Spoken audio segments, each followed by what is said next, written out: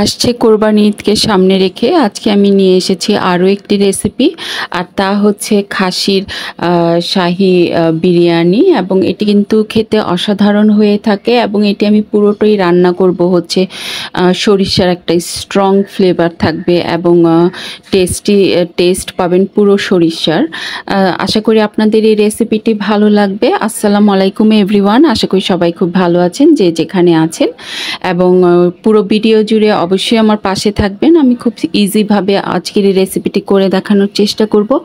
এবং এই রেসিপিটি কিন্তু আমরা সচরাচর যখন আমরা বিরিয়ানি করে থাকি তখন দেখা যায় যে আমরা ঘি এবং কেওড়ার জল দিয়ে করে থাকি, কিন্তু আমার আজকের এই রেসিপিটি হচ্ছে পুরো সরিষার উপরে, সরিষার তেল এবং সরিষা দিয়ে, যা খেতে কিন্তু অসাধারণ লাগে। এবং তার সাথে আছে এই ছোট্ট একটা পেঁয়াজের সালাদ। এই সালাদটা খেতে যে কি পরিমাণ ভালো লাগে এই বিরিয়ানির সাথে। এই সালাদের রেসিপিটাও কিন্তু আমার চ্যানেলে আছে, চাইলে দেখে নিতে পারেন।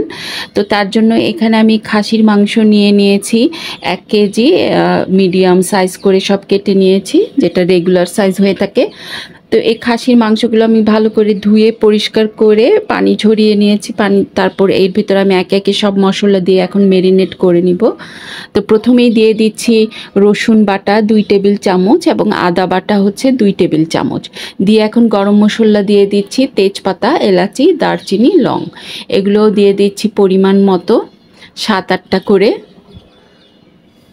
তারপর এখানে দিয়ে দিচ্ছি গুঁড়া মশলাগুলো। এখানে আছে জিরা বাটা, ধনিয়া বাটা, তারপর হচ্ছে মরিচের গুঁড়া, তারপরে গোলমরিচের গুঁড়া এবং হচ্ছে গরম মশলার গুঁড়া। এখানে ধনিয়া এবং জিরা দিয়েছি 1 টেবিল চামচ করে, আর হচ্ছে বাকি উপকরণগুলো দিয়েছি 1 চা চামচ করে। তারপর আমি এখানে পরিমাণ মতো লবণ দিয়ে দিচ্ছি, লবণ দিয়ে তারপর পেঁয়াজ দিয়ে দিচ্ছি। এখানে আমি পেঁয়াজ আমার মুঠে 2 মুঠ 1 কাপের মতো পেঁয়াজ আমি এখানে দিয়ে দিচ্ছি। পেঁয়াজটা একটু বেশি পরিমাণে দিতে হবে, তাহলে কিন্তু এই মাংসের যে গ্রেভিটা হবে সেটা খুব ভালো হবে। এখন আমি মাংসটাকে খুব ভালোভাবে মশলার সাথে মাখিয়ে নিব, যাতে সবগুলো মাংসর ভিতরে খুব সুন্দরভাবে মশলাটা ঢুকতে পারে। তো মাংসটা যখন আমার মশলার সাথে ভালো করে মিশানো হয়ে যাবে, সবার শেষে এখানে আমি দিয়ে দিচ্ছি সরিষার তেল। সরিষার তেল এখানে আমি 2 টেবিল চামচের মতো দিয়ে দিব, দিয়ে আবার একটু মেখে নিব। মেখে নিয়ে তারপর সবার শেষে এখানে আমি দিয়ে দিব হচ্ছে লেবু। এখানে আমি 2 পিস পরিমাণ, এরকম 2 পিস পরিমাণ লেবু দিয়ে দিব। লেবুটা দিয়ে তারপর আবার সুন্দর করে মাখিয়ে 1 ঘন্টার জন্য আমি এটি ঢাকনা দিয়ে ঢেকে রেখে দিব, যাতে এই ম্যারিনেশনটা খুব ভালোভাবে হয়ে যায়। এবং দেখা যাবে যে এই লেবু দেওয়ার জন্য এবং মশলাগুলোর জন্য মাংসটা কিন্তু এই 1 ঘন্টা পরে অনেকটাই সফট হয়ে আসবে। তো আমার সব মশলা দেওয়া হয়ে গেছে এবং মাখানো হয়ে গেছে। এখন আমি এটি ঢাকনা দিয়ে ঢেকে 1 ঘন্টার জন্য রেস্টে রেখে দিব।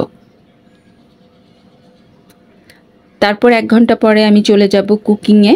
এখন আমি একটি পাত্র নিয়ে নিয়েছি। এই পাত্রে প্রথমে মাংসটাকে আমি কুক করে নিব। এই মাংসটা একদম সফট হবে রান্না করলে, যেহেতু বিরিয়ানির মাংস কিন্তু শক্ত হলে ভালো লাগে না খেতে। তো সবসময় চেষ্টা করবেন যে বিরিয়ানির মাংসটা যাতে একদমই সফট হয়। তো সব মশলা সহ আমি এই মাংসটা এখন চুলায় বসিয়ে দিয়েছি। ঢাকনা দিয়ে ঢেকে চুলার ফ্লেমটা আমি হাই করে দিয়ে প্রায় আধা ঘন্টার মতো রান্না করে নেব, এবং উঠিয়ে একটু পরপর নেড়ে দেব যাতে নিচে লেগে না যায়। তারপর এখানে আমি নিয়ে নিয়েছি সরিষা। যেহেতু আমি বলেছি যে এটা আমি পুরোটাই সরিষা এবং সরিষার বাটা দিয়ে রান্না করব, তো সরিষাগুলো ভালো করে ধুয়ে এক সাইডে রেখে দিয়েছি। আর এদিক দিয়ে মাংসটা একটু পরপর নাড়া দিয়ে দিতে হবে। এই যে মাংসটা থেকে প্রচুর পরিমাণে পানি উঠবে, এই পানিটা দিয়ে কিন্তু এই মাংসটা সুন্দরভাবে আগে কষিয়ে নিতে হবে। তো ঢাকনা দিয়ে ঢেকে এখন ফ্লেমটা আমি মিডিয়াম করে দিয়েছি। মিডিয়াম করে দিয়ে তারপর এখন আমি এটাকে আবার নেড়ে চেড়ে দিচ্ছি। এই তো মাংসটা দেখতে পাচ্ছেন যে প্রায় কষানো কিন্তু হয়ে গেছে। ওদিকে আমি যে বাদাম এবং কিশমিশ আর সরিষাগুলো রেখেছি, ওগুলো আমি ভালো করে পেস্ট করে নিব ব্লেন্ডারে। এখন কষানো হয়ে গেছে মাংসটা। এই পর্যায়ে আমি 1 মগ পরিমাণ পানি দিয়ে দিচ্ছি, যাতে এই মাংসটা খুব ভালোভাবে সিদ্ধ হয়ে যায়। দিয়ে আবার একটু নাড়াচাড়া দিয়ে ঢাকনা দিয়ে ঢেকে রান্না করে নিব ফুল ফ্লেমে। প্রথমে 15 মিনিট, তারপর মিডিয়াম ফ্লেমে আরও 10 মিনিট, টোটাল 25 মিনিট। আর এদিকে আমি যে সরিষাগুলো ধুয়ে রেখেছি এর সাথে দিয়ে দিচ্ছি 5টা কাঁচামরিচ, সাথে দিয়ে দিচ্ছি বাদামগুলো। এখানে কাজু বাদাম আছে এবং পেস্তা বাদাম আছে এবং চীনা বাদাম আছে, 3 ধরনের বাদাম আছে। তো বাদামগুলো দিচ্ছি এবং কিশমিশ দিচ্ছি। দিয়ে এখন এগুলো আমি সুন্দর করে ব্লেন্ড করে নেব। সামান্য একটু পানি দিয়ে তারপর আমি ব্লেন্ড করে নেব। ব্লেন্ড করে নিয়ে এক সাইডে রেখে দিব। আর এদিকে যখন মাংসটা একদম আমার সিদ্ধ হয়ে যাবে, 4 ভাগের 3 ভাগ এবং কষানো হয়ে যাবে, তখন আমি এই সরিষা বাটাটা দিয়ে দিব। পুরোটা দিব না, এখান থেকে 1 টেবিল চামচের মতো রেখে দিব, আর বাকিটুকু এখনই দিয়ে দিব। এই 1 টেবিল চামচ সরিষা কিন্তু অবশ্যই রেখে দিতে হবে পরে দেওয়ার জন্য, তাহলে কিন্তু এই সরিষার ফ্লেভারটা খুবই স্ট্রং থাকে।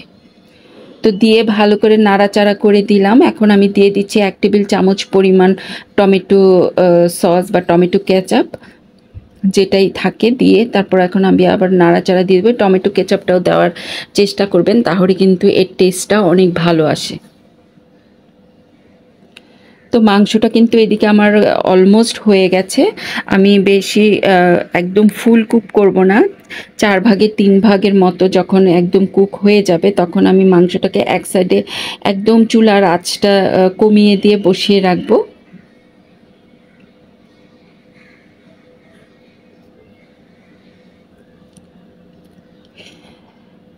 তারপরেই তো অন্যদিকে আমি যেই পাত্রে এখন বিরিয়ানিটা রান্না করব সেই পাত্রে এই মাংসগুলো সব ঢেলে নিয়েছি এবং তার সাথে দিয়ে দিয়েছি আমার 1 মুঠ পরিমাণ কাঁচামরিচ। এখানে কাঁচামরিচটাও কিন্তু একটু বেশি দিতে হবে, তাহলে কাঁচামরিচের খুব সুন্দর একটা ফ্লেভার আসে।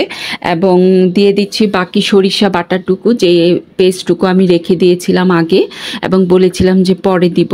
দিয়ে তারপর এখন আমি চালগুলো দিয়ে দিচ্ছি। এখানে আমি 1 কেজি পরিমাণ পোলাও চাল নিয়েছি, নিয়ে ভালো করে ধুয়ে আগেই পানি ঝরিয়ে রেখে দিয়েছিলাম। তারপর এখন পোলার চালটা দিয়ে ভালো করে নেড়ে চেড়ে সুন্দর করে এখন আমি একটু পোলার চাল এবং মাংসটা একসাথে ভেজে নিব 5 মিনিটের মতো।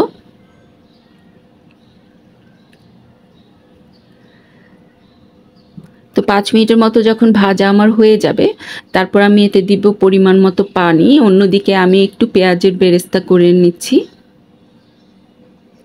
এই পেঁয়াজের বেরেস্তাটাও কিন্তু আমার পরে এই বিরিয়ানির জন্য লাগবে। তো বেরেস্তাটা করে এক সাইডে রেখে দিয়েছি। এদিকে আমার এদিকে কিন্তু আমার বিরিয়ানির চালটা এবং মাংসটা ভাজা হয়ে গেছে। এখানে আমি দিয়ে দিব এখন পরিমাণ মতো গরম পানি।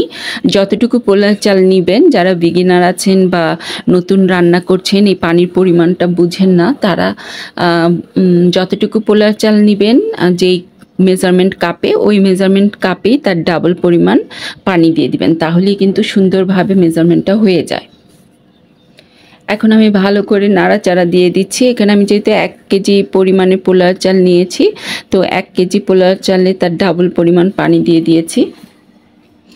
দিয়ে এখন আমি ভালো করে নাড়াচাড়া দিয়ে তারপর আবার একটু পরিমাণ মতো লবণ দিয়ে দিচ্ছি, কারণ এর আগে যখন আমি রান্না করেছি তখন লবণটা ছিল শুধু মাংসের জন্য। এখন আমি পুরোটা যেহেতু একসাথে করছি, তো চালের জন্য কিছু লবণ প্রয়োজন, সেই জন্য এখানে বুঝে আমি আবার লবণ দিয়ে দিয়েছি। দিয়ে এখন মিডিয়াম ফ্লেমে প্রায় 15 থেকে 20 মিনিটের মতো রান্না করে নিব। এই তো প্রায় অর্ধেক কিন্তু পোলাও চালটা হয়ে গেছে।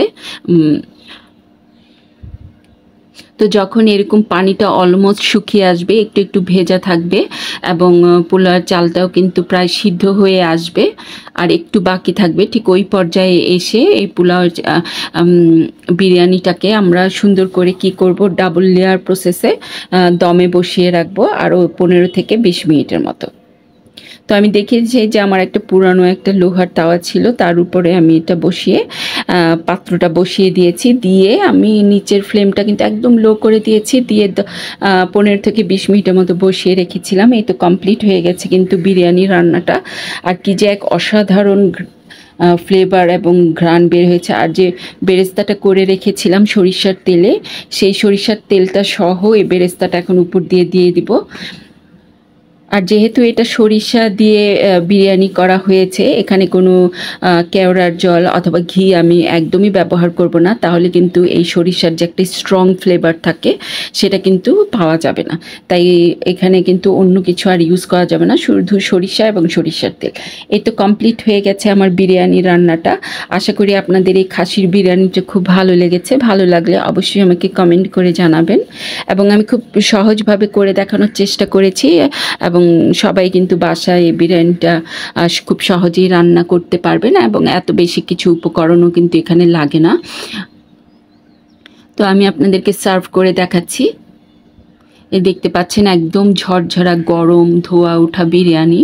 এই বিরিয়ানিটা খেতে যে কি পরিমাণ অসাধারণ হয়েছে সরিষার স্ট্রং ফ্লেভারের সাথে, আমাদের বাসার সবাই তো খুবই পছন্দ করেছে। আশা করি আপনাদেরও ভালো লাগবে, আপনারা ওইভাবে ট্রাই করে দেখবেন।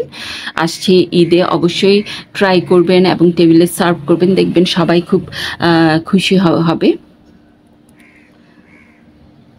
তো যে যেখান থেকে দেখছেন আশা করি আমার পাশে থাকবেন এবং আমার ভিডিওটি লাইক এবং শেয়ার করতে ভুলবেন না, এবং আমার ইউটিউব চ্যানেলটি সাবস্ক্রাইব করে বেল বাটনটা ক্লিক করে রাখবেন আমার পরবর্তী ভিডিওর জন্য, এবং আমার ফেসবুক পেজটি ফলো দিয়ে রাখবেন আমার পরবর্তী ভিডিওর জন্য।